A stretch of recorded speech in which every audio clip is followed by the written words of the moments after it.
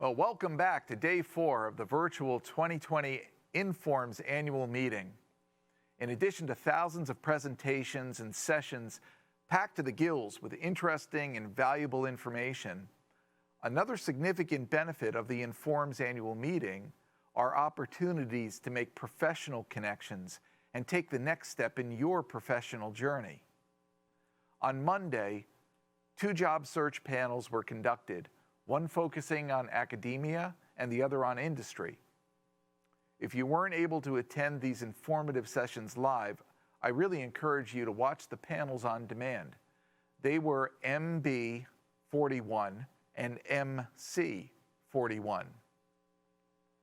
And even after the meeting ends, there are so many additional programs at INFORMS focused on helping you take the next step in your career, regardless of whether you're just starting out or are an established professional. Hello, I'm Ashley Kilgore, host of the INFORMS podcast, Resoundingly Human, and I'm so excited to have the opportunity to interview Jorge Cham of PhD comics fame. He will be a special guest at the INFORMS Awards ceremony on Wednesday evening, so be sure to join us at 6 p.m. Eastern as we honor this year's class of INFORMS Award winners and hear Jorge share on PhD comics and lessons learned about creativity and procrastination and their relationship to research productivity. Jorge began Piled Higher and Deeper Comics in 1997 when he was a grad student at Stanford. Graduating in 2003 with his PhD in robotics, Jorge taught at Caltech for several years before deciding to create his comic strip full-time. Jorge, I'm interested in the process of your decision to switch from academia to a creative field. How did that happen, and how did you feel during that time? Yeah, great question. You're probably wondering what my parents thought about that whole career move. But yeah, no, it wasn't. I always describe it as an easy decision that was very hard to make.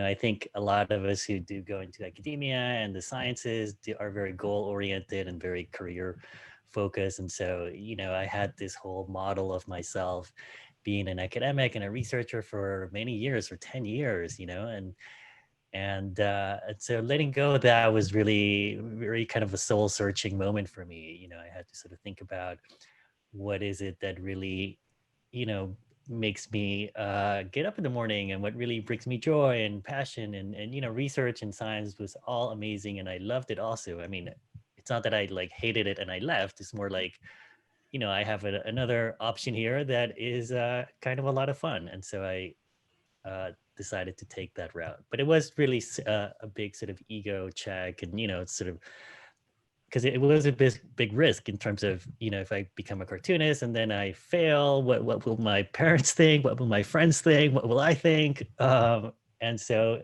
yeah, at the end of the day, it was sort of a combination of just thinking about what I wanted to do on a daily basis, and also getting a green card, which gave me a lot of options. So now to follow up on that, I have to ask, what was more difficult, actually making the transition or sharing the news with your parents?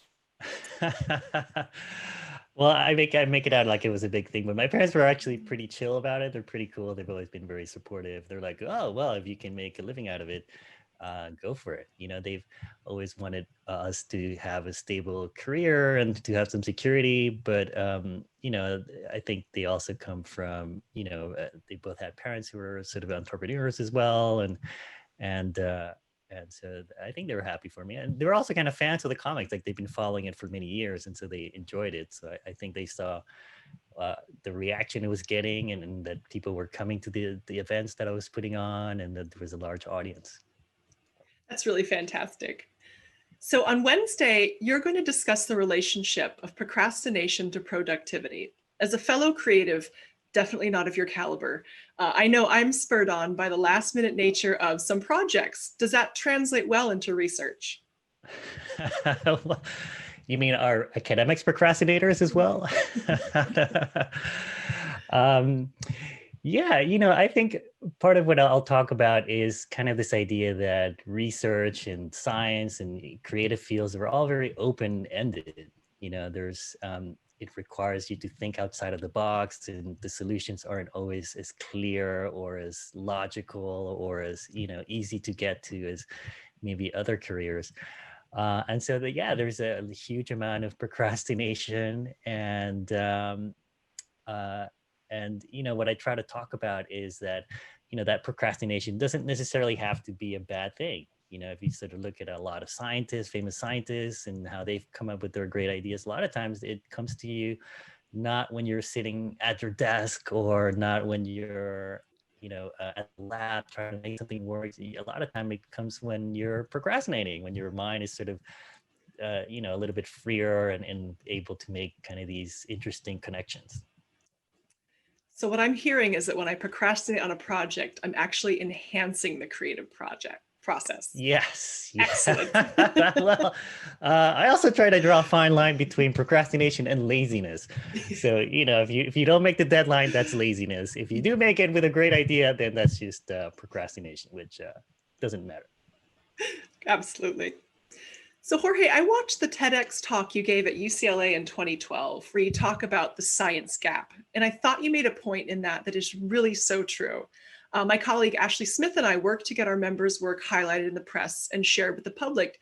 And this is definitely not an easy task. The idea you highlighted about the difference between reality and the public perception of science, I think takes on a new meaning in 2020. How are you feeling about and responding to the current trend of science deniers?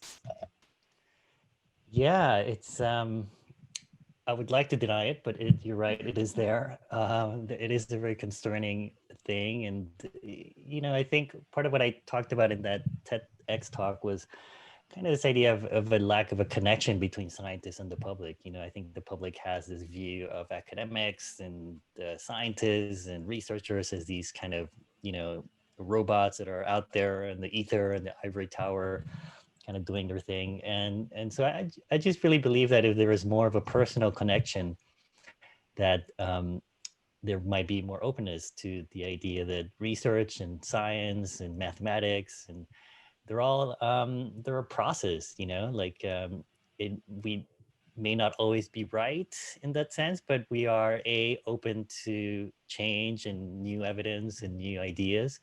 And B, it's far better than like making stuff up and guessing, which is what a lot of people do out there. And so I think just making that connection and getting the public to realize that scientists, are people, they are going through a process, they are, diverse, and they're, passionate about many different things and have different, values and political, backgrounds and life stories. I think any of that connection would really help build that trust, I think. Do you think it'll be easy to turn that tide from this current non-science stance and move forward in a positive direction in the future? I think there is hope. I mean, I feel like over the arc of human history, there has been sort of a general embrace of rationality and listening to evidence. And, I feel like maybe this is just maybe a hiccup in terms of, getting people out there who champion science and who listen to what the evidence says. So now the last PhD comic you drew was at the end of 2019. Can you share with us what you've been up to since then? Quick, I've been procrastinating, of course. What else?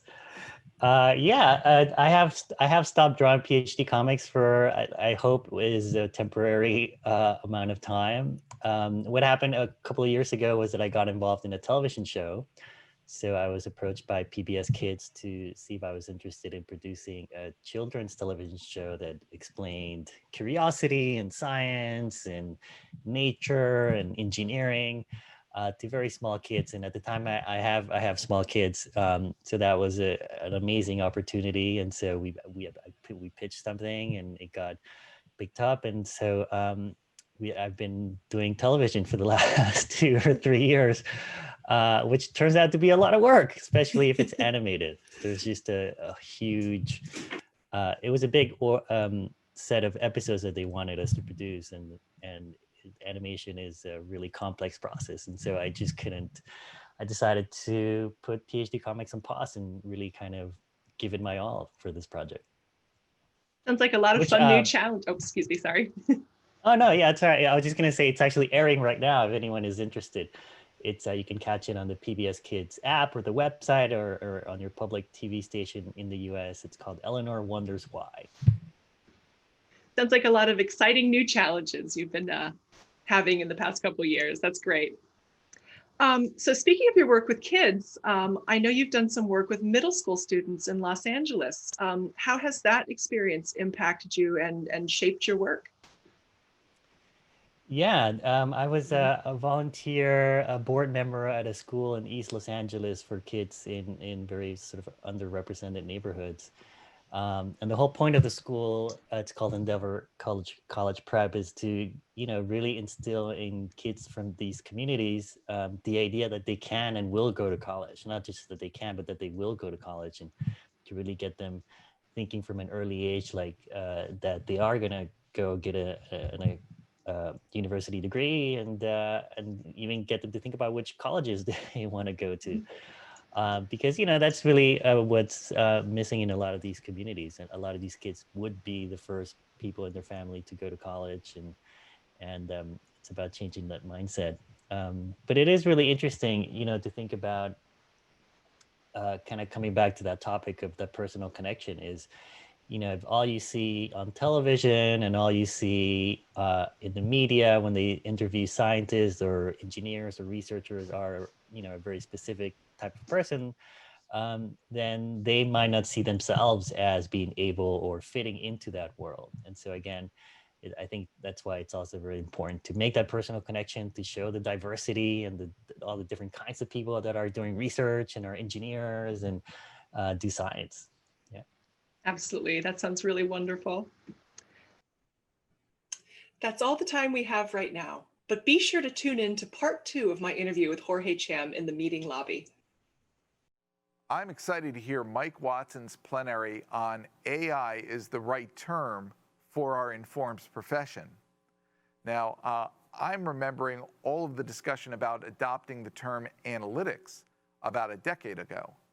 And it was a challenge to understand the impact of popular understanding of what our profession is via a term for it, and gaining the appreciation for it, and those that adhere to the term that it's always been known as. Times are changing, and so maybe it's time to listen up to this plenary